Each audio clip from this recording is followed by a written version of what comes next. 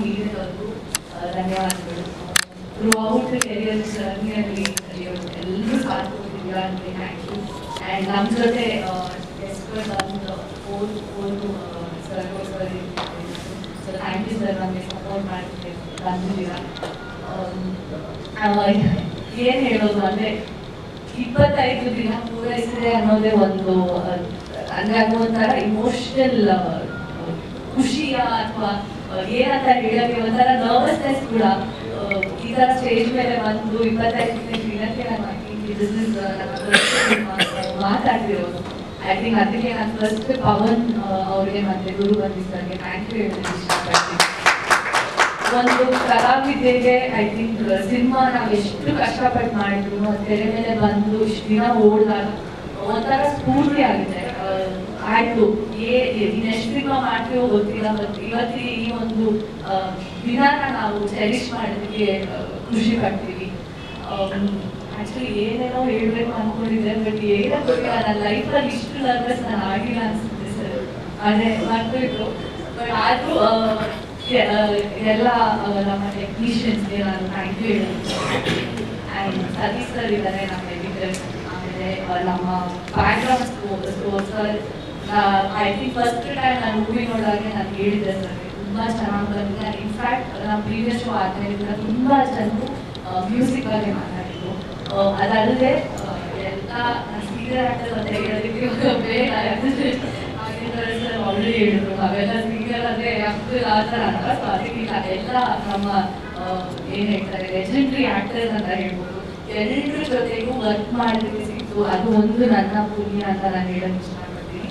And Yathiraj sir ಇಷ್ಟೊಂದು ಒಳ್ಳೆ ಮಾತುಗಳು ನನಗೆ ಹೇಳಿದ್ರಿ. ಐ ಥಿಂಕ್ ತುಂಬ ಕಮ್ಮಿ ಜನ ಸ್ಟೇಜ್ ಮೇಲೆ ಬಂದು ನಮಗೆ ಗೊತ್ತಿದ್ರು ಅಷ್ಟು ಓಪನ್ ಆಗಿ ಮೀಡಿಯಾ ಮುಂದೆ ಯಾರೂ ಹೇಳಲ್ಲ ಸರ್.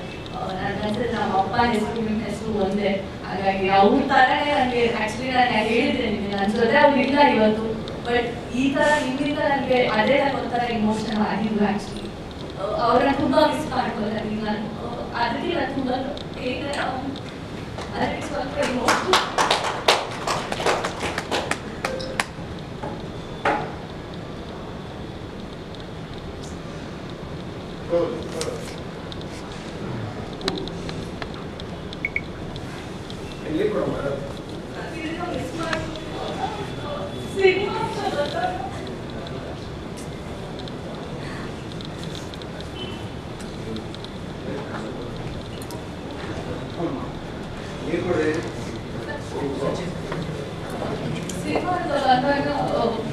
ವರ್ಷ ಆಯ್ತು ಅಷ್ಟೇ. ಅದು ಸಿನಿಮಾ ನನಗೆ ಏನೇ ಮಾಡಿದ್ರು ಬೆನ್ ತಟ್ಟಿ ಪರವಾಗಿಲ್ಲ ನೀವು ಮಾಡ್ತೀವಿ ಅಂತಲೇ ಹೇಳಿದವರು.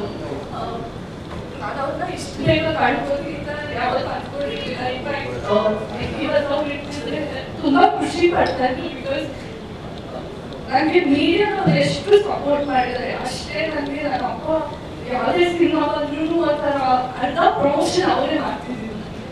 ಸೊ ಅದಕ್ಕೆ ನರ್ವಸ್ ಆದರೆ ನನಗೆ ನಾನು ಒಂಚೂರು ಬ್ಲ್ಯಾಂಕ್ ಔಟ್ ಆದೆ.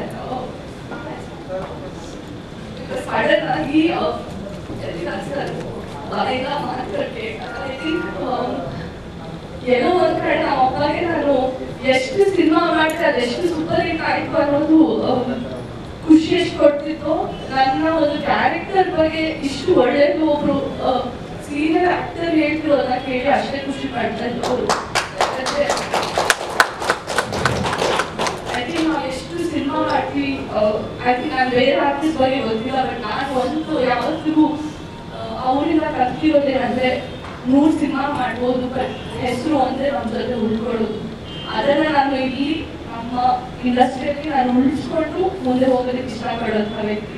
ಹಾಗಾಗಿ ಸ್ವಲ್ಪ ಇಮೋಷನಲ್ ಆಗಿಸ್ತೀವಿ.